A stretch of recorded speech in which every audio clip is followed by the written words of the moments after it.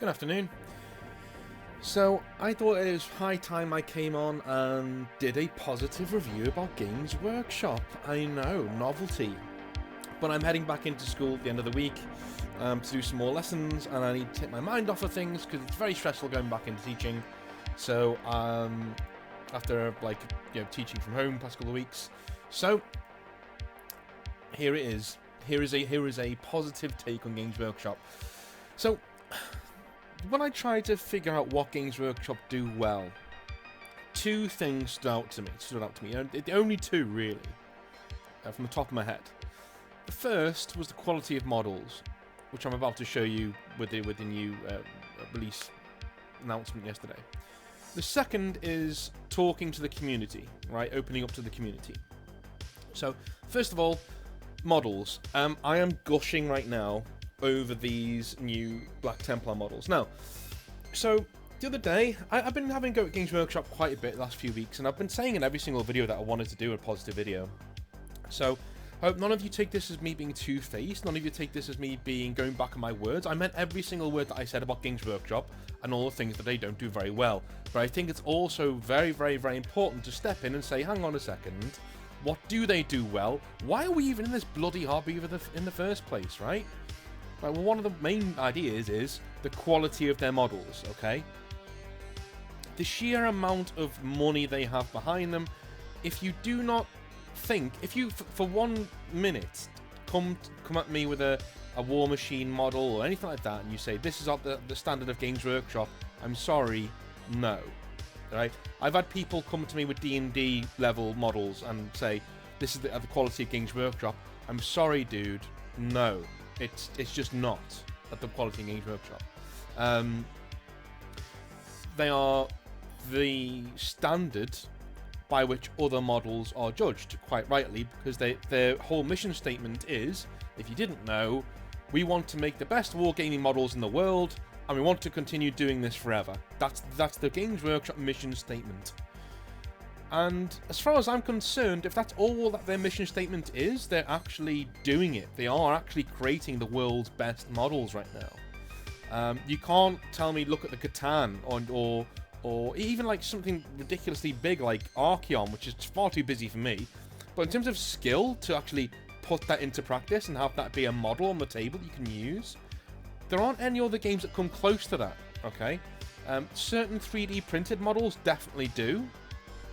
But if you're looking at, mass-produced models for different games, no one's coming close to Games Workshop, and no one probably ever will.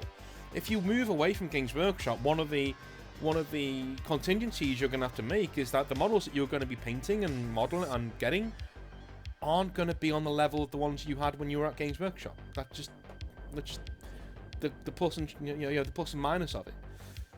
You can for sure disagree with me on this, and again, beauty is in the eye of the beholder.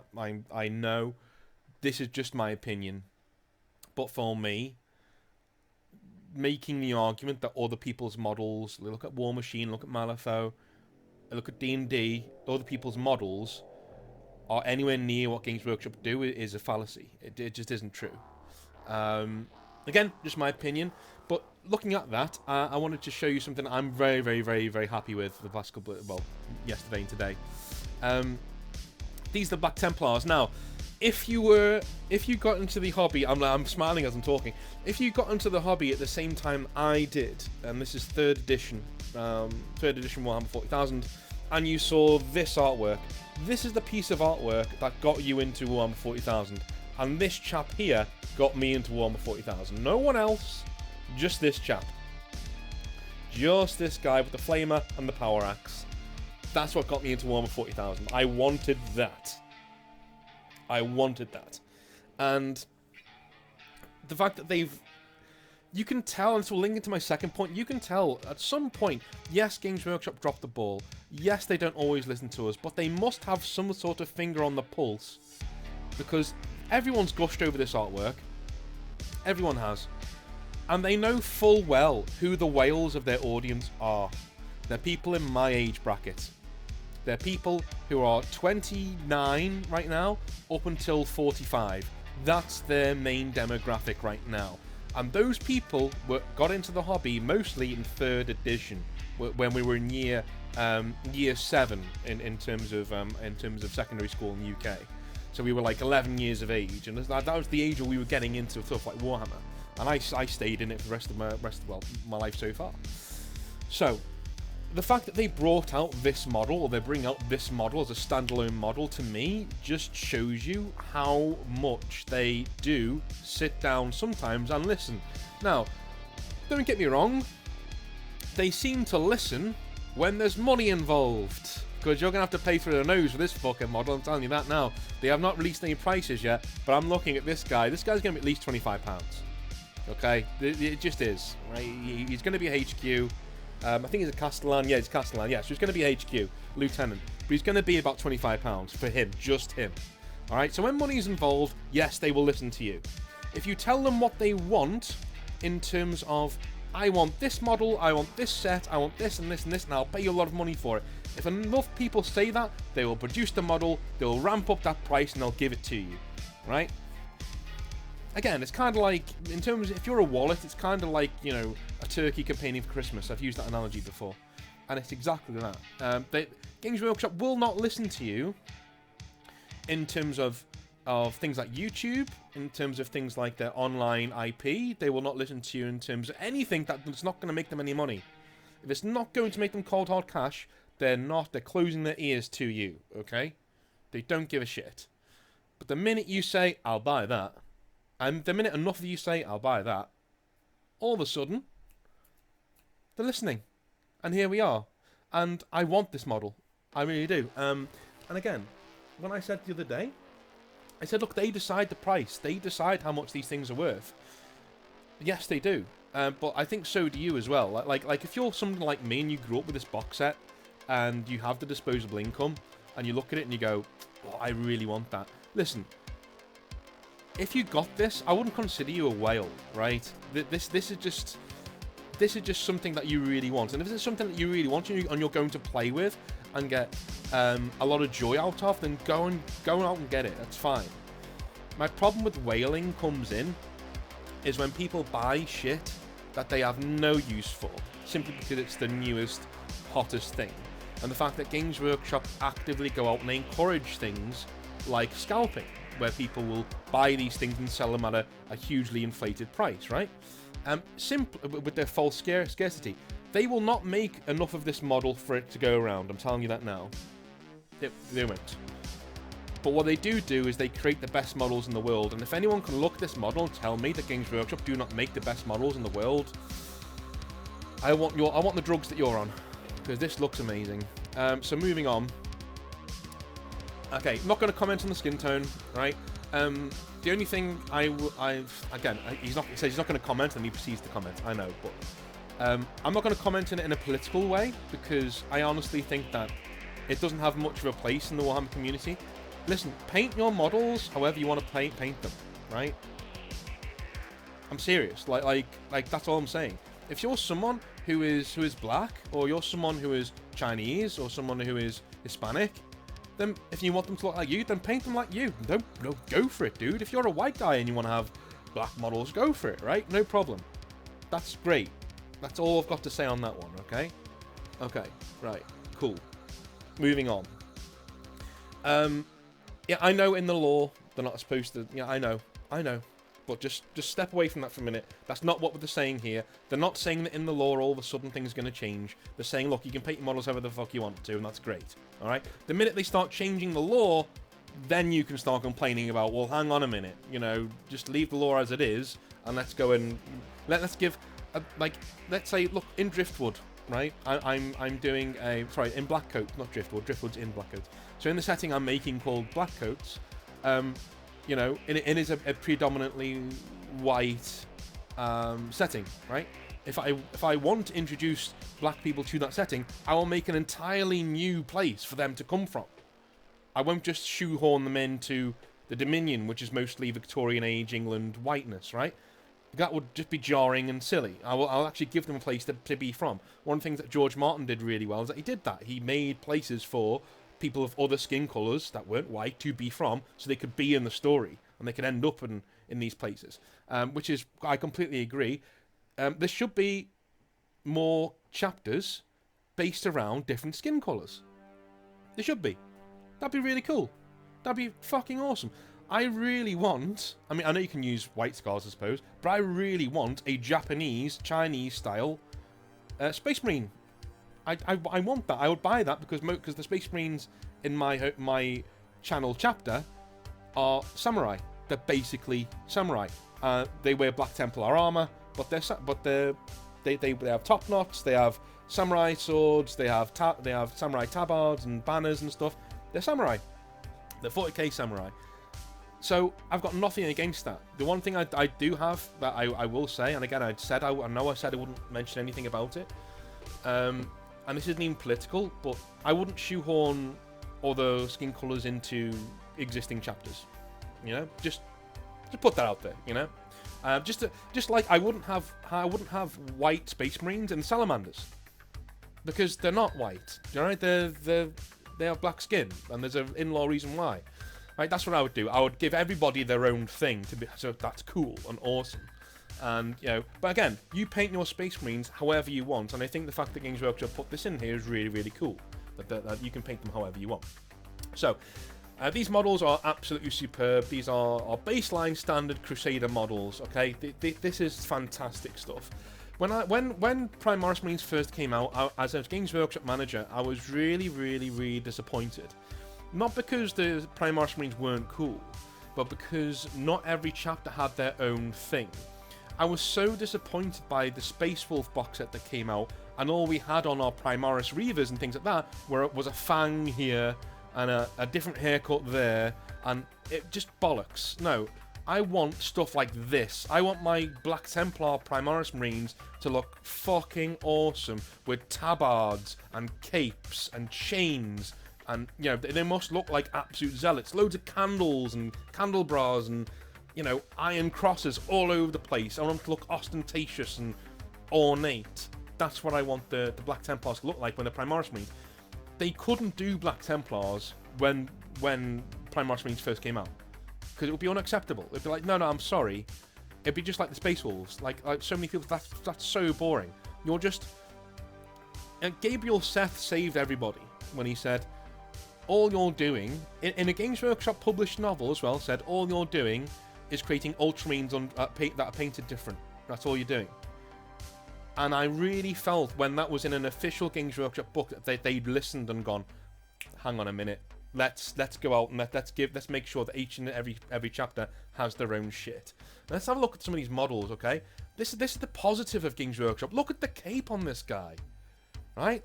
The pose could be more dynamic. Yes, he could be running a bit further, but I'm loving this.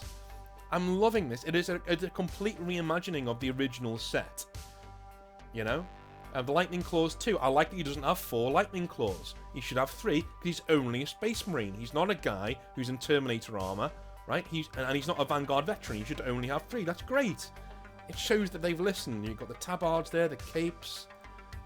Oh my god, everything's looking so amazing. Absolutely fantastic. Fantastic stuff. I mean, again, the one thing they do well is models. Alright? Could I do without the rules changing every 5 minutes? Yes. Could I do without the new hotness being the most powerful thing ever every single time it comes out? Yes. Most definitely. They're not the best game in the world, I will tell you. I'll go run to the hills with that with you. No, they're not. I like Malifaux more than 40k. I like War Machine more than 40k. I like Hail Caesar more than 40k. But the models and the setting are the strength of Warhammer 40,000. The game isn't. Now die on that hill. Alright? So moving on. You can give him a Thunderhammer. Right? Can you hear the smile? Right? You can give the guy a fucking Thunderhammer. This is the coolest. This is just the coolest. The coolest shit ever. Got Black Templars upgrades here. You know, yeah, lots of pretty cool stuff. Prices are going to be astronomical. We know that. You know, and you decide whether it's worth it for you to go and get it. Black Templars Codex, of course, and of course the whole army there, in all of its glory. So, Grimaldus is there. and I think there is a Hellbrecht there as well. So Games Workshop have the best models, dude. They just do. All right, now moving on, something else. The community, all right, the Warhammer community. This is something that wasn't around when I was a kid, and it wasn't around in the dark ages of Games Workshop from around 2007 to 2014, 2013. Okay, that dark age, you never heard from Games Workshop. They never spoke to you. They never did anything to do with the community. They never wanted anything to do with you. You were there to buy their models and shut up and just keep buying their models, and you got what you were given. And I still would say the same thing is still happening for people who like Eldar, for instance, or people who like Tyranids. God damn it, you know, these guys have been left behind for so long, and I'm sure, insert your army here, you know, Grey Knights, Necrons, or Orcs, you know, insert your army. That if you're not part of the guys who sell, you're not getting updated. I'm sorry, but that's not it. That's just what's happening. What I won't say is that the more, as I said before, Games Workshop will vote with their wallets, just as you will. If you campaign enough for it, if enough people want it, they'll bring it out. Okay? It just so happens most people in Warhammer, they play Space Marines. It just is what it is. They're the aesthetically coolest, in terms of most people will think they're the most aesthetically cool poster boys of the whole hobby.